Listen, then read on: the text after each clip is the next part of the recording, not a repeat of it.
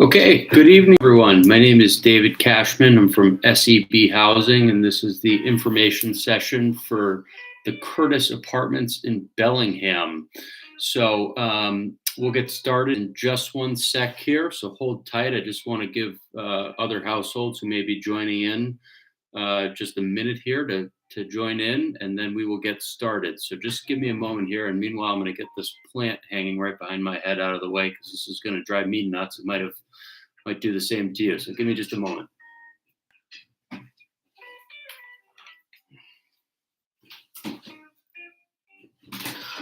Okay, much better. So while we're waiting for any other households to join, let me just put in a little bit of information into the chat box so people can see it. So we are SEB Housing, and this is the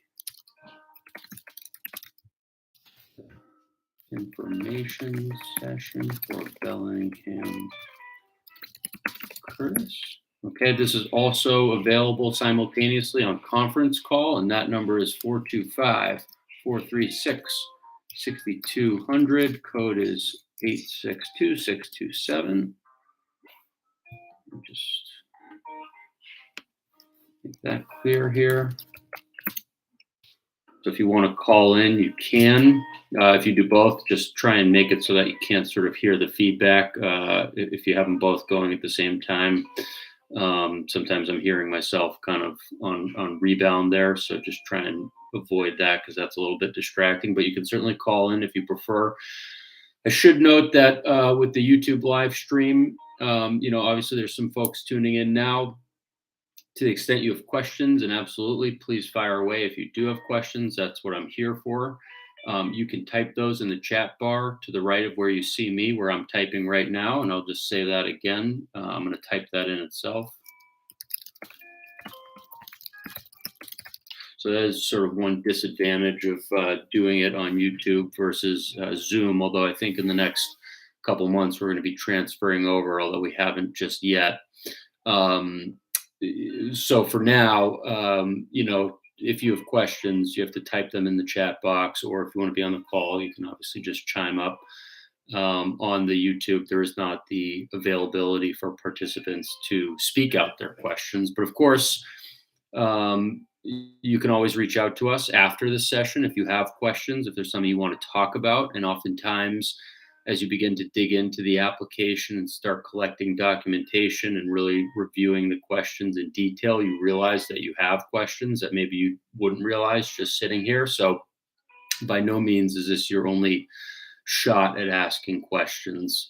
You can always reach out to us, and we're happy to speak with folks as they do have questions. That's what we're here for. Let me actually just, as I'm saying that, let me just write in a couple more things, and then we'll kind of get going. So our website is www.sebhousing.com. If you haven't been there yet, I recommend going to the site. You can find this opportunity on our website in the I Want to Rent page. There's like a little blue banner. You click on it, you see I Want to Rent, and then you'll see that Bellingham Curtis comes up.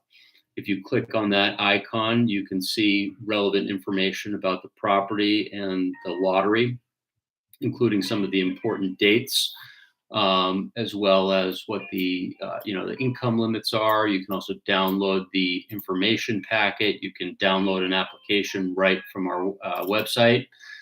So it's all right there. Hopefully that makes it very quick and easy to access. So again, just www.sebhousing.com. And you can always email us or call us. So our email is info@sebhousing.com. And email really is the best way to get in touch with us. We have an administrative staff of 4 people who are on the email account 5 days a week checking it. We try and get back to people either same day or next day. Occasionally it takes longer depending on the complexity of the question or request, but email, we really try and respond quickly. And you can also call us, 617-782-6900, extension 1. So a couple different ways to get in touch with us. And also, there are various different ways to submit your application, which again, the application, if you don't have it already, is on our website, and you can email it to us. You can drop it at our office in Needham. You can fax it to us. You can scan it to us. You can mail it in. So all of those details for how to submit in those various ways are on the front page of the application itself. So let me tell you a little bit about this opportunity and some of the details that we're going to cover this evening. And who we are. So SEB Housing is an offsite affordable housing consulting group. We get hired by various developers and or management teams of projects that have affordable units in various places throughout the state. The way it works out, typically kind of west of Worcester, with the exception of like Amherst, there isn't as many opportunities out there. But once you get kind of east of Worcester, going all the way up to the North Shore, South Shore, in the city of Boston, just outside the city of Boston, we get hired by properties in all of those areas to assist them in both implementing a lottery and the marketing for a lottery, which is the phase that we're in here for the Curtis. We haven't had the lottery yet. So we're in charge of getting the developer approval of a marketing plan, implementing that marketing plan, doing an information session, being the point of contact for applicants who are interested, both to process their applications and to answer questions as they come up. So we're really your primary point of contact right now and up through the lottery. Now that'll change later on after the lottery. And when we talk about that, the lottery process, we'll go through that and who the different players are. But for right now, you're not really interacting a whole lot with the management team. That comes later. SEB Housing is your primary point of contact. And then we also do some ongoing stuff. Once properties are fully leased up, there's work that needs to be done on an ongoing basis to keep the property in compliance with the rules and regulations of the affordable housing program. This development, in case you're just wondering, just to give you kind of a quick background, is developed under Chapter 40B, which is a Massachusetts statute that requires that every city and town in the state have at least 10% of its housing stock as affordable. And affordable is defined as households making up to, typically defined as households making up to 80% of the area median income, shouldn't be spending more than 30% of their gross income towards the costs of housing, be it rental or homeownership. And when towns fail to meet that 10% thresholds, developers can propose a development in the town that may not otherwise be allowed as of right under local zoning.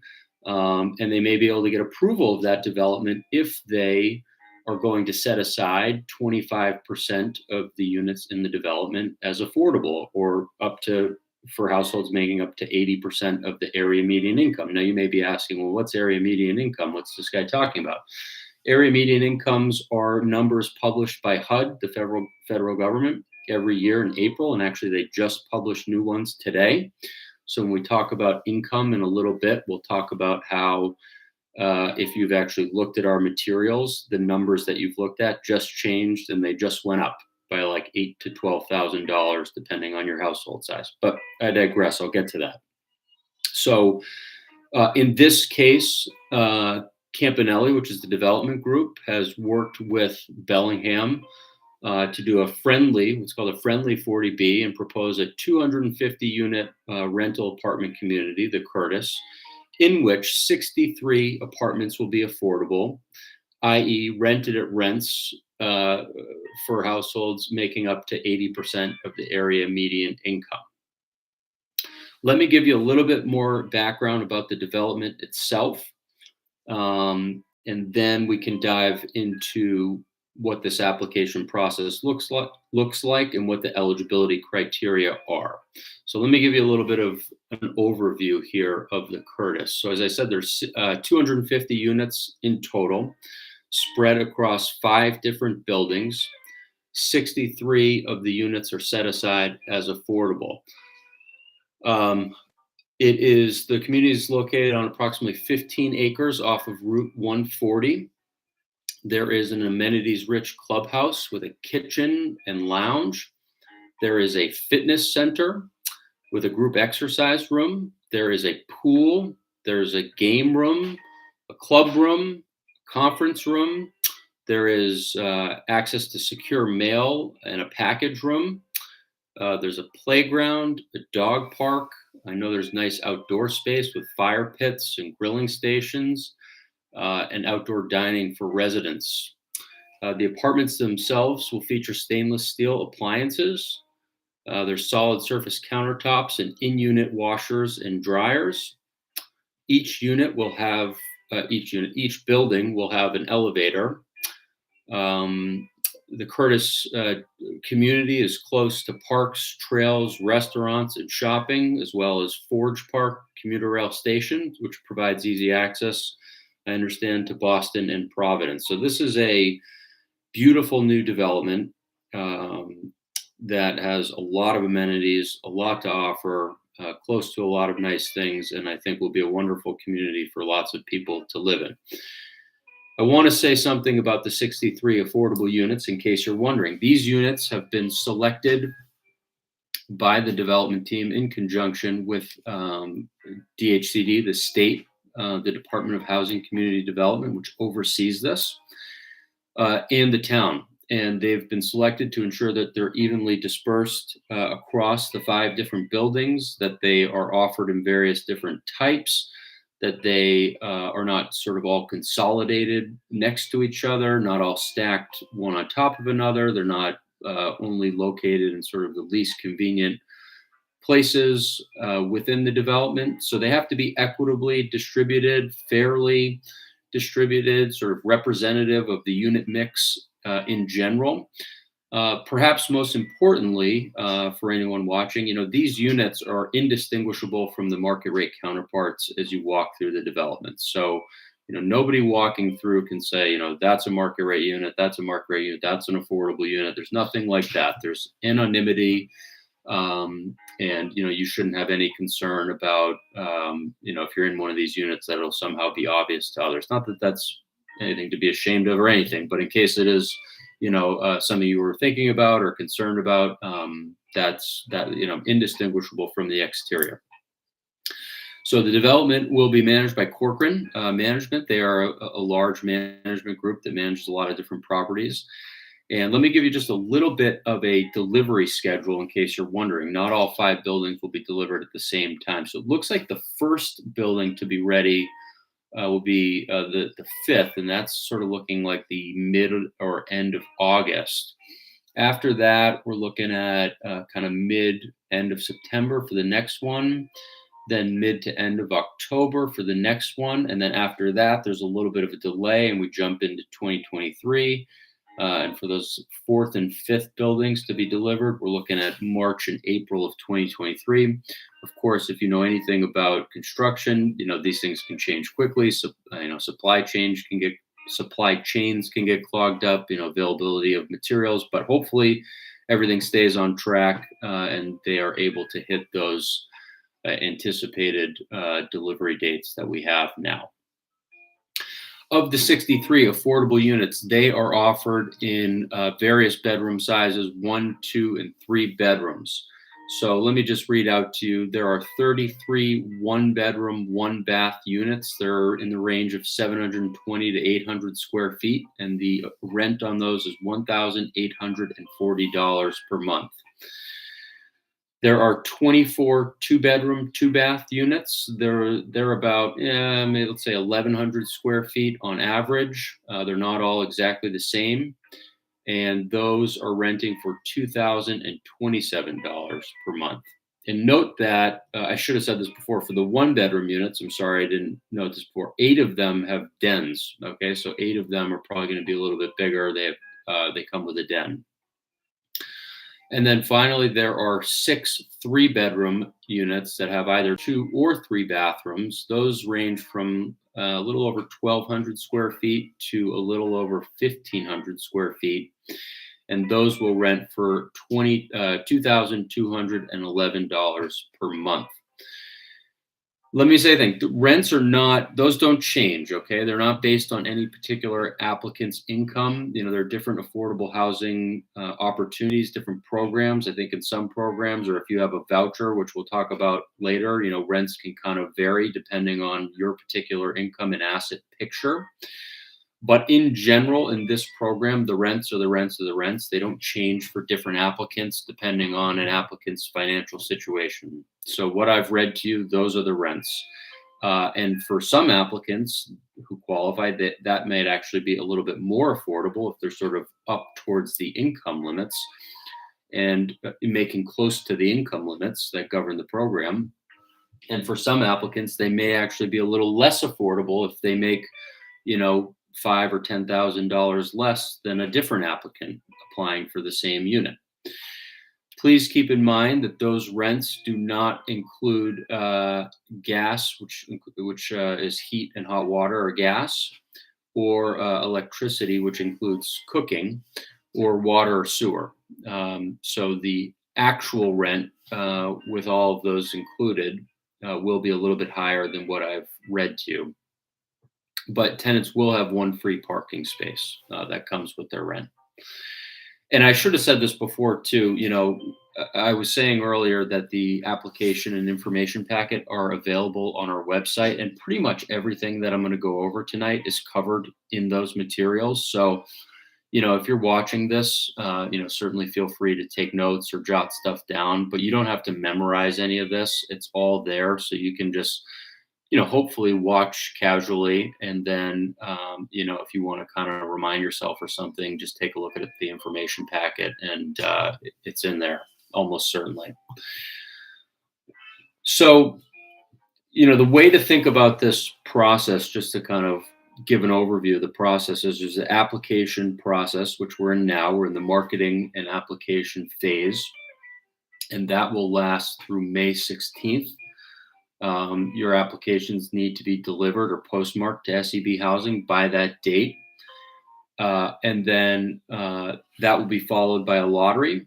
And then the sort of big step two in this process is for lottery households to start working with the management team to view and see units and to apply for a lease, which, as we'll talk about, is a different review process than the program certification that SEB Housing does to determine if households are eligible for this program. Perhaps one of the biggest takeaways that you can take from this information session is, or I guess I would say, to read the information packet, because there's a lot of important details in there. But also, once you've read the information packet, and or if you think you're interested, get your application in early. As I said, the deadline is May 16th. If you haven't yet, when you look at our application, you'll see there's a lot of information and documentation that's required. In this program, we can't just take a household's word. I make $52,000 a year. Okay, he makes $52,000 a year. We can't do that. We have to actually verify it. So we have to see the pay stubs. We have to see the taxes. We have to see 1099s, W-2s, bank statements. We have to verify, okay? And so it's not dissimilar to, when a household goes to a bank and they want a mortgage commitment, and the bank says, all right, here's all of the different things that we need from you. And there's a lot of documents you need to collect. By no means, it's not impossible, we qualify thousands of applicants a year. So it's very doable, but you just got to be willing to get the documents that are required to demonstrate what your income and assets are. But I will say, oftentimes, applicants do not submit a 100% complete application on the first try. And so it is in your best interest to get your application in early. Please do not wait until May 16th or close to it, because chances are you may be missing something, and then you're going to have to scramble to get it. You're going to be right up against the deadline. Conversely, if you get your application in soon, we can have a look at it. If anything's missing, we will let you know. You can work on procuring those items. Once we have that, we'll review it again. If anything's still missing, we'll let you know. You can take a look, and back and forth we'll go until you submit a 100% complete application. And many households do need to give it 3 or 4 tries. before everything is submitted. So it's really in your best interest to get it in early, so that you have time and can get any missing documents without being totally up against the wall. All right, I don't see any questions so far. I just want to make sure. I'm just going to ask, make sure everyone can hear me okay. Totally fine if you don't have questions. I just want to make sure there isn't like some technical error here. So I'm going to ask the question, and if someone can respond, just confirm.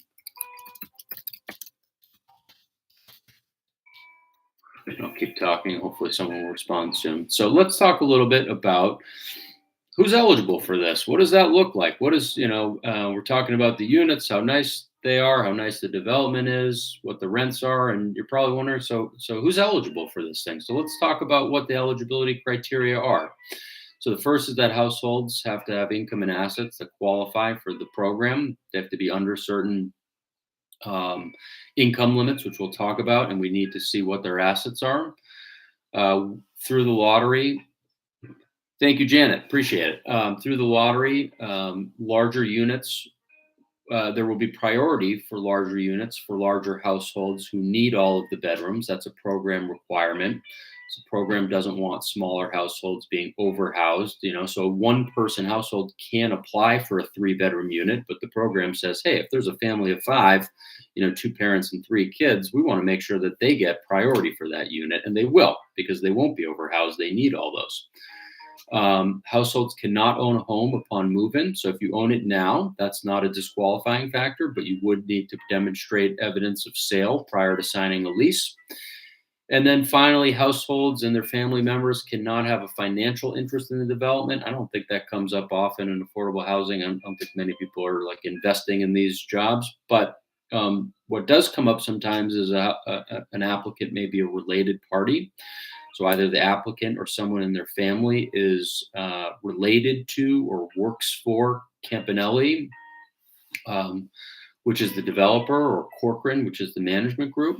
So when you fill out your application, there is a question about that. And if that applies to you, you just need to disclose it, and we'll let you know if the relationship is one that would disqualify you.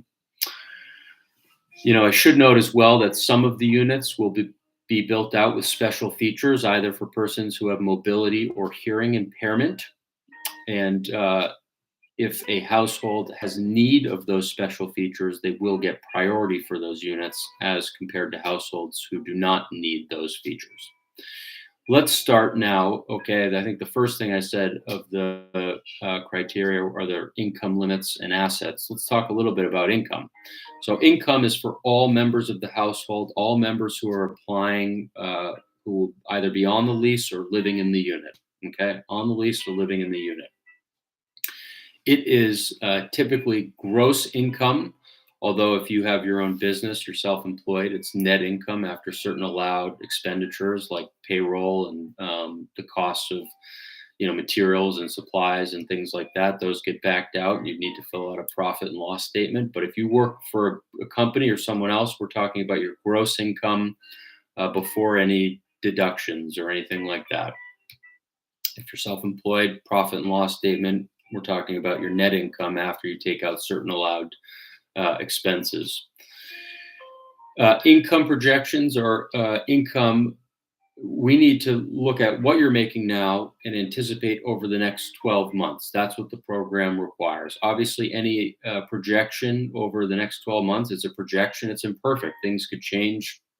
Nobody knows, but that's what the program says. And the best indicator of what you're going to make over the next 12 months is what you've been making. Okay. And we have to look at what you've been making as evidenced by your last 5 pay stubs, and also what you've made year to date. And we have to take whatever is the higher of those and project them out over the next 12 months for all household members. And that is your income insofar as the program is concerned. There are exceptions. There are 2 exceptions to the rule that we're counting income for all household members, and that is we do not count the income of minors. So if there's a 16-year-old kid that's part of the applying household, we are not counting their income from employment. Say from employment, if they have other income sources, they're a beneficiary of a trust and they get $1,000 a month, that would count. But if they have if they have some other side job that they have, then the income they derive from that does not count. So you have to distinguish from where the income comes for the minor child. And we also do not count in excess of $480 the income of a full-time student who is a dependent. So if a family's applying and they have a let's say a 20-year-old kid who's full-time college student, and on the side they work, they're hardworking, they got full-time school, they work on the side, they make $10,000 a year, we count 480. They make $20,000 a year, we count 480.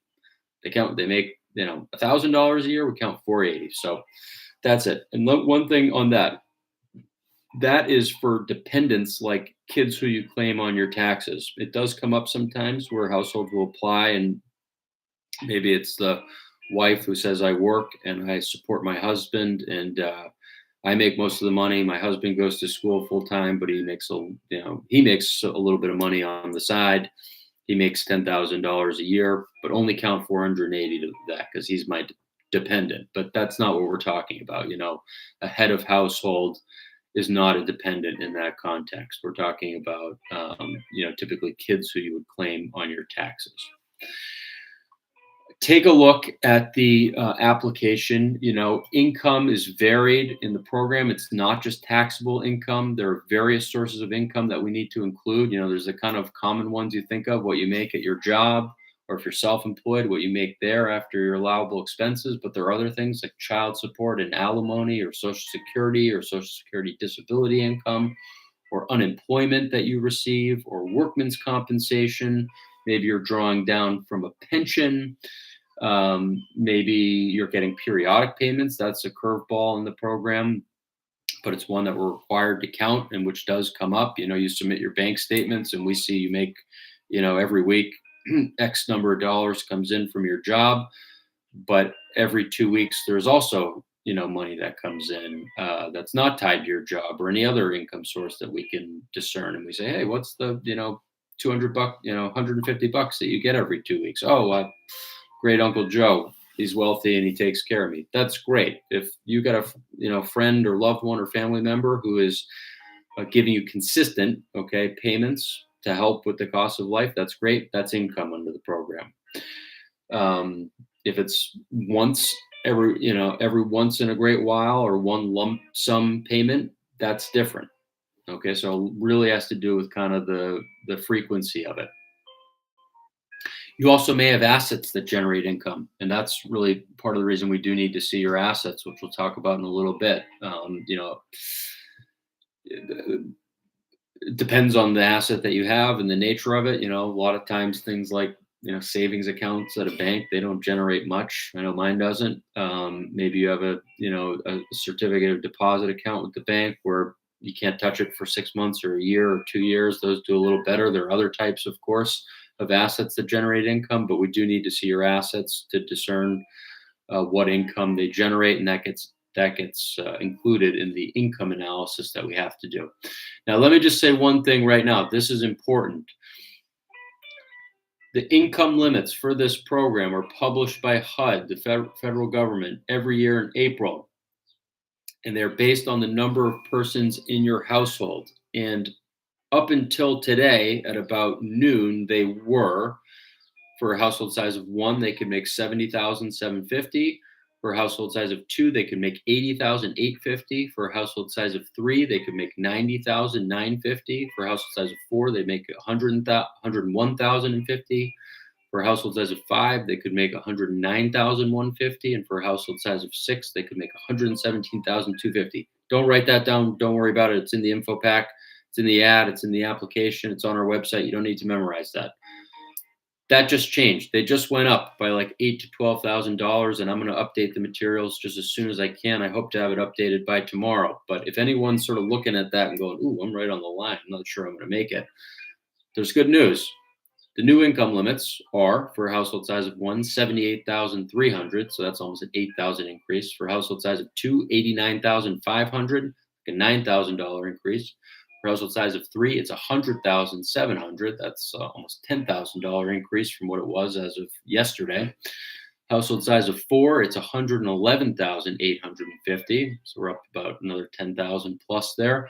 Household size of 5 is 120,800. So now we're almost like $11,000 increase from where we were just yesterday. And a household size of 6 is $129,750. That is the income. Those are the income limits. And that one is up 12,000 and change from where it was yesterday or even early this morning when I checked. So, like I said, don't memorize that. I will update the materials. I'll get them reposted on our website soon.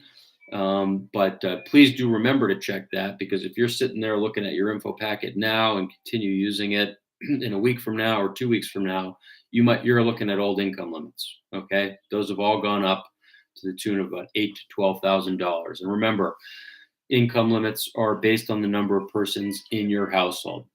So I'll get that updated as soon as I can. But I think it's really only good news, because it just means that that sort of window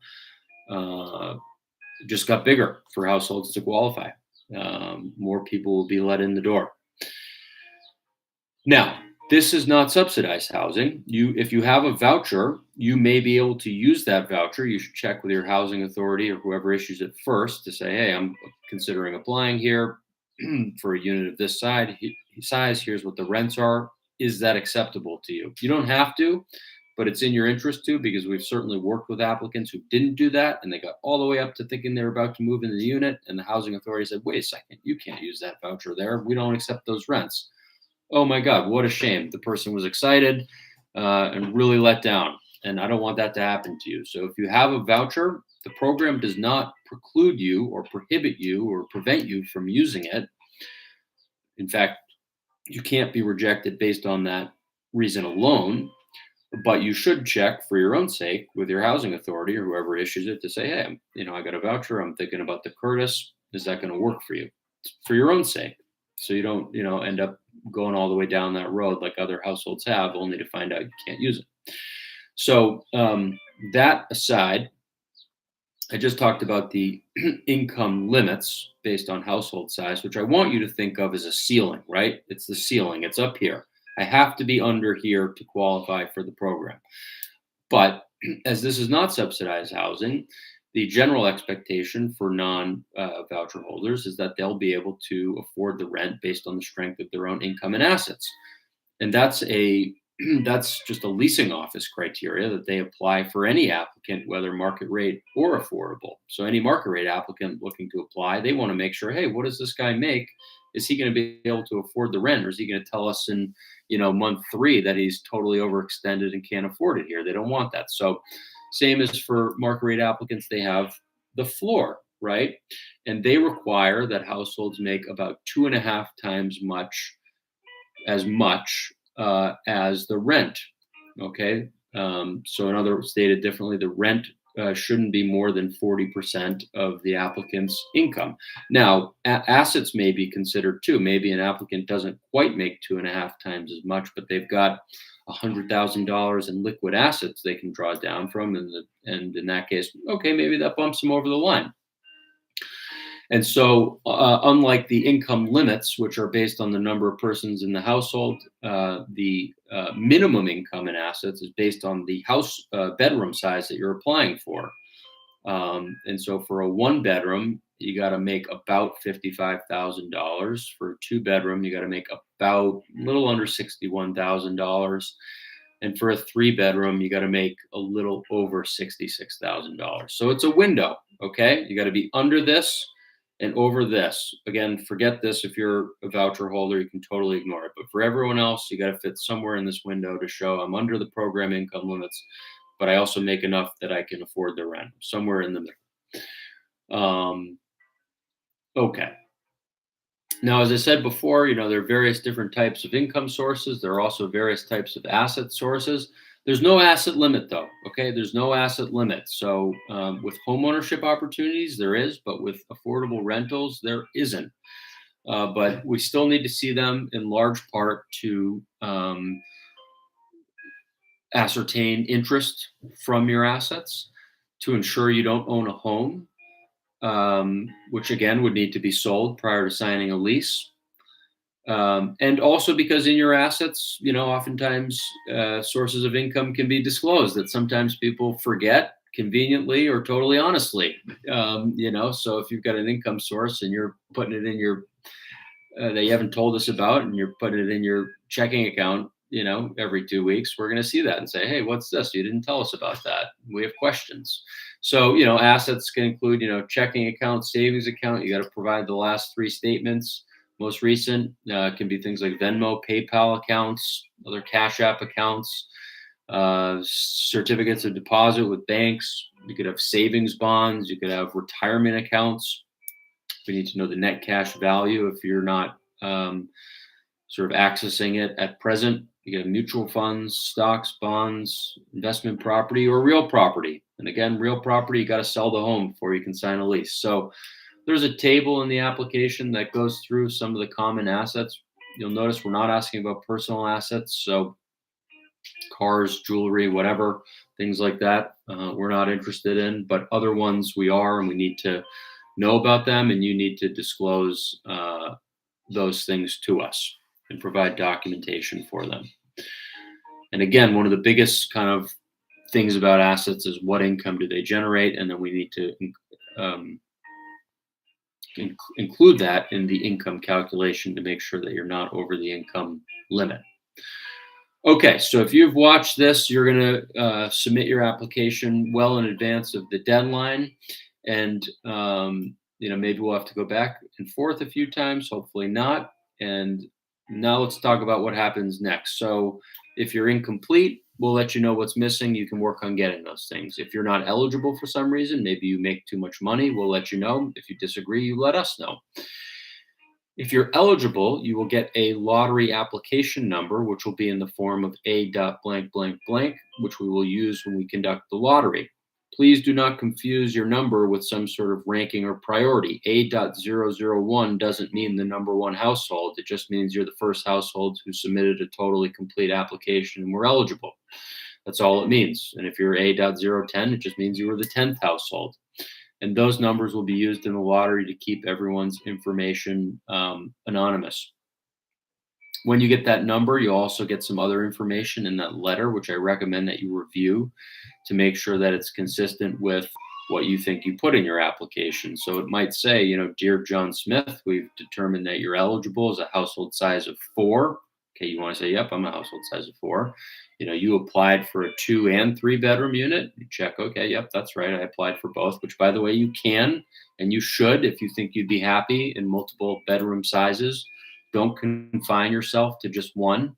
There's no downside to applying for multiple bedroom sizes if you think you might be interested. So if you think you're interested 1, 2, and 3 and could be happy in any, apply for all 3. It's harder to kind of fix if you only apply for a 3 bedroom and later decide, ooh, I wish I'd applied for a 2 bedroom. I should have done that. So be over inclusive. It will include the names of the members of the household, whether or not you indicated local preference, which we'll talk about. So just review that letter and make sure that what we put in there squares with what you put in your application. And if we missed anything, let us know. It doesn't happen often, but sometimes it does. So when we do the lottery, it'll be in the same format, and the lottery is May 31st at 6 p.m. It'll be the same format as now, so it'll be virtual on simultaneous conference call and YouTube live. And when we do the lotteries, here's how it works. So we take all the households, basically. We put them in our lottery box, which we'll hold up to the screen so you can see it. And then one by one, we pull all the lottery application numbers out of the box and we show them up to the screen as we go so you can see as they're called. Now, there's a lot of different households that get picked, and not everyone is sort of on the same footing or applying for the same thing. So when we do the actual drawing, which you can attend, but you don't have to, everyone will be notified at the same time of the results. I should let you know that as you're watching, you might be scratching your head saying, I'm not exactly sure what this means. These numbers are being called, but it's kind of all over the place. And that's Okay, that's okay. I don't know exactly what it means as I'm drawing the numbers either, because when I draw out, let's say the first number drawn is A.005, I don't know anything about A.005. I mean, I'll look at it at some point that night, but in that moment, I don't know. I don't know if they applied for a one bedroom, two bedroom, a three bedroom, or all of them. I don't know what household size they are. I don't know if they have local preference. I don't really know any of those things, and you won't either unless you're that household, and everyone's kind of mixed in. So in the moment when I'm drawing it, you might be saying, I don't really know what this means. That's okay. The good news is you will by that night, because I'll sort all the results and create the waiting list and email you, or if you don't have email, I'll postal mail it. So you'll have the information soon ranked and sorted in a way that you can see, okay, I'm number 5 or I'm number 10 on the list. You can see exactly where you stand relative to other households. Um, if you're interested in how the waiting lists generally get created, take a look at the information packet, because we really lay out exactly how each waiting list will be sorted and ordered from the lottery drawing. But what's important to keep in mind is everyone gets picked, okay? Every single household who's eligible for the lottery gets picked. So if you have an A dot blank blank blank number, you will get picked and you will have a spot on a waiting list. Okay, can't tell you exactly where that spot will be, but you will have a spot on a waiting list. And the waiting list establishes an order of priority for the next step in the process, which is to work with the leasing office to apply for a lease and choose your unit. So everyone is going to be on the waiting list. And I'll say this as well. This is a big development with a lot of affordable units. And I would say with a lot of confidence that, with the exception of the 3 bedrooms, which I can't quite say because there's only 6 of them, so I don't know exactly how many households will apply, but there are 33 one bedrooms and 24 two bedrooms. And I would venture to say that if you apply for one of those, you will absolutely have an opportunity to move forward. I just do not think that we'll have quite that many households in the lottery. There will be other households who apply after the lottery, and households will come and they will get rented. I have no doubt about that. But if you're in the lottery applying for a 1 or 2 bedroom unit, I can say with a lot of confidence that you will get invited to. You'll have an opportunity to lease, assuming you're lease eligible. You'll be invited and have the opportunity to lease one of those units. And for a 3 bedroom, that may be the case too. There just aren't quite as many of those, so I don't want to make that statement just yet. So all households will be on the waiting list. On the 2 bedroom and 3 bedroom list, which I touched on earlier in the presentation, we do have to give priority to larger household types who won't be overhoused in those units. You'll notice when you fill out the lottery application on the 3rd page, it says which house bedroom size or sizes are you applying for. And again, you can fill out one or multiple. And on the next page, it'll say, what household type are you? You can either be a type 3, a type 2, or a type 1. And then it'll give you various household compositions that constitute, type 3 household, and various household compositions that constitute a type 2 household, and compositions of households that make up a type 1 household. So you just find yours. If you're a 6-person household, you'll see, okay, I'm a type 3. If you're a 1-person household, you're going to be a type 1. And then there are various other options within there. So you just find yours. It's pretty self-explanatory. And so on the larger bedroom sizes, for a 3-bedroom unit, we have to give priority to type 3 households, regardless of where they're drawn in the lottery. So a type 1 household who applies for a 3-bedroom unit, even if they're the very first household picked in the lottery, is not going to be number 1 on the 3-bedroom waiting list, because any type 3 and 2 household is going to be higher than them. And for the 2-bedroom units, type 3 and 2 households have equal priority, followed by type 1 households. And then for 1-bedroom, it's anyone. There's no priority since it's just 1 bedroom. There's no concern about being overhoused. So again, take a look at the application. You can see the different household types. And if you look in the info pack, you can see exactly how we'll order the waiting list. You don't have to memorize it. You don't even have to totally understand it, but it does perhaps behoove you just to understand that for larger units, we do have to give priority to larger households who need all of the bedrooms, as opposed to maybe just like the bedrooms, all the bedrooms, but don't need them. Okay, so we'll do the lottery, send you the waiting list. That'll be that night. You'll be able to see, okay, it was a little confusing when SEB was drawing all the numbers out of the box. I didn't quite understand in that moment, but 2 hours later or whatever it is, you'll have the waiting list and you'll see, okay, I'm number 5 on the 2-bedroom list and I'm number 2 on the 3-bedroom list. Great. You know exactly where you stand relative to other households on the waiting list. That's when we go to step 2 in this process, which is we would then put you in touch with the leasing office with Corcoran, and we'd give you their information, we'd give them your information, and you'll then be invited to move forward to apply for a lease. Now, this is a distinct step in the process that is facilitated by the management team, which we are not. Remember, we're an offsite affordable housing consultant. The fact that we've put you in the lottery means that we've determined you're eligible for the program. We've made no determinations about whether you're eligible for a lease, which again is a separate process with different considerations. So, when you apply for a lease, they're probably looking at things like what's your credit history? What's your tenant history? Have you been evicted before and for what?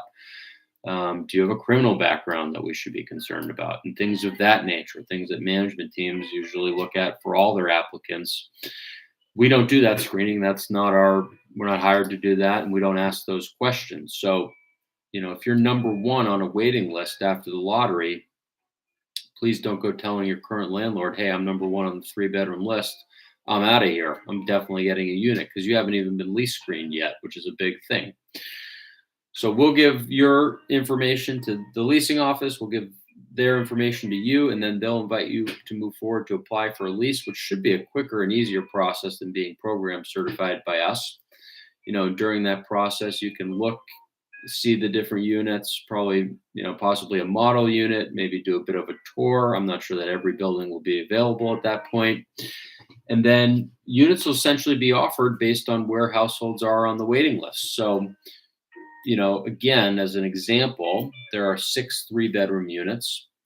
The top household on that list is going to be able to choose. Well, yeah, there's one of them is disabled and hearing accessible. So let's take that one out. So there are 5.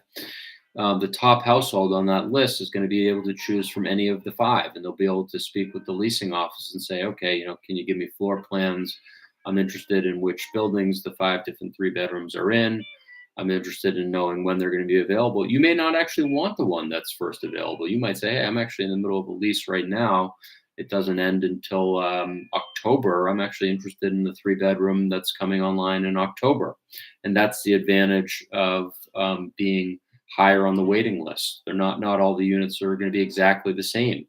So you'll be able to see what's available and choose if you're the number 1 household from any of those 5 units. And then the next household behind you would get to choose from what's left, and so on and so forth, until all those 3 bedrooms are taken. And the same thing applies for the 2 bedrooms and the 1 bedrooms. You'll be able to see what's available and choose from units available on those lists based on your waiting list position. Do keep in mind, if you move in like in December or later, you may have to update your file with us. Our certifications don't stay good forever. We may need to take another look to make sure that in the 6 months since the lottery, you haven't taken a new job and doubled your income. You do have to maintain eligibility up through signing your lease. So if you move in, before December, you're all right. But at some point, and that may be the case here, depending on which units you choose, because they do have units coming online in 2023. So if you end up choosing one of those, the 4th or 5th building and saying, hey, I want a unit that's coming online in March of 2023, and at some point, in, say December or January, you're probably going to have to update your file so we can make sure that you're still eligible for the program. And then once you're in the unit, great. Hopefully you love it. Hopefully you love living there. And keep in mind that every year you need to recertify your program eligibility to show that you're still eligible. The good news is that the program allows for a significant increase in income for renewing households to still qualify. And usually that amount is, somewhere between $30,000 more or $40,000 more, depending on your household size. So, if a household today of 1 can make, what's the new number? It's like 78,000. They're going to be able to make probably $30,000 more than that. 108,000 next year when they go to recertify. So the program does allow for some growth, some income growth of households living in units, which is a nice feature. You don't have to worry, hey, I got this unit and now I love living here and my boss wants to give me a raise, but that's going to, depending on the size of the raise, it might make you ineligible, but if it's not too big a raise, you may still be eligible, which is great when you go to renew, and you have to renew every year. But the good news is you will have initially certified for the program, so you kind of know what's expected and what documents you need to submit, and you've got all year, and so you can kind of start prepping for that well in advance and do it in sort of a leisurely fashion, hopefully.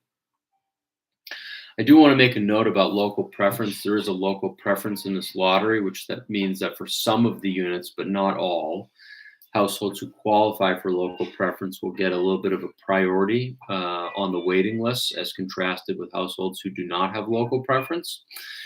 And local preference means that you are a resident of Bellingham, that you work for a company in Bellingham or for the town itself, or you are a parent of a student who goes to the Bellingham schools. Okay, so if you meet any of those criteria and there's a question on the application, you'll note that you qualify for local preference. It's not a requirement. It's not a requirement. And even if you don't qualify for local preference, you still have a very, very, very good chance of being able to move forward. So don't see that as a discard. Don't be discouraged. If you live in a different town and don't qualify, that's okay. Totally okay. You should still definitely apply, but you just need to keep in mind that for some of the units, there's a bit of a priority for households who do have local preference.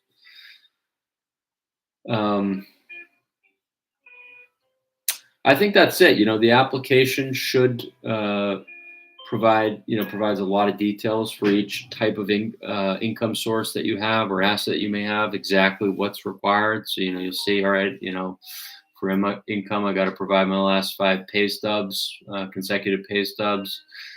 For assets, for checking account, you'll see, okay, for example, I got to provide my last 3 checking account statements. And for each one, it'll tell you exactly what you need to provide. So just go through it.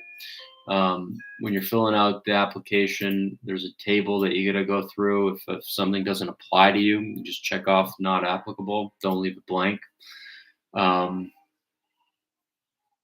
And I think that's it. I'll stick around for a sec if there are any questions. Again, I know that oftentimes, like if you're watching this and you haven't started filling out an application, you may not have a question yet, but once you start filling out the application, you may find that you have one or many. And that's great. Reach out to us. We're happy to work with you. And that's what we're here for. My name is David Cashman. And the best place, again, is just info SEB Housing. Best way to get in touch with us is to email us, but I also put our phone number in there too. You can also call us, and we're happy to go through any questions that you may have. So just kind of in conclusion, this is a really wonderful opportunity. These are brand new units that are brand new, beautiful development on really nice grounds with a lot of awesome amenities. And, this is an opportunity to get in at a price that's significantly less than the market rate units of this development. And please don't forget to check back on our website. I will hopefully have the new information packet application ad with all the new income limits, and those have gone up. So just please do keep that in mind. If you're looking at the old ones, you're looking at the old ones. New ones will be up there soon. So I think that's it.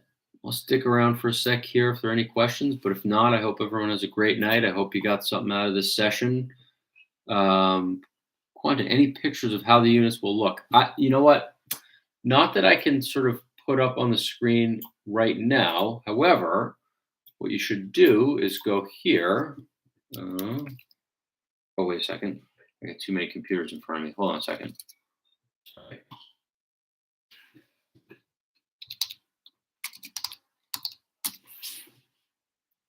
Okay, so go here. Oh, you know what? I may be misunderstanding your question now that I'm So you're asking about the units. I don't think I have specific pictures of the units. I'm gonna check right now. Hold on.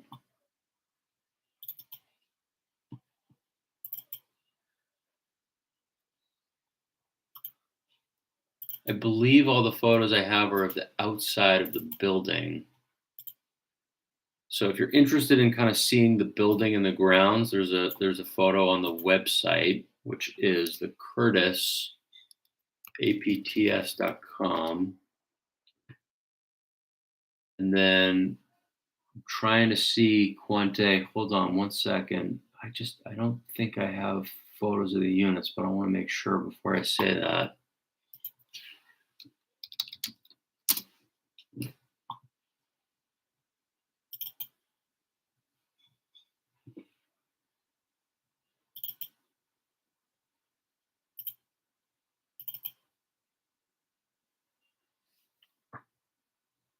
Okay, you know what? I do have some. I do have some. And here's what we'll do. Um,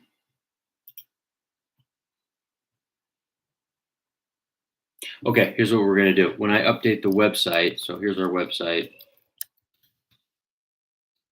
When I update the website with the new income limits, I am going to add some photos. We just recently added that capability. Previously, you could just put one photo. So we put a photo that showed the buildings, but we now have capability to add additional photos, and I do have some of the interior photos. So I will add a few of those so you can get a look. Okay. Any other questions?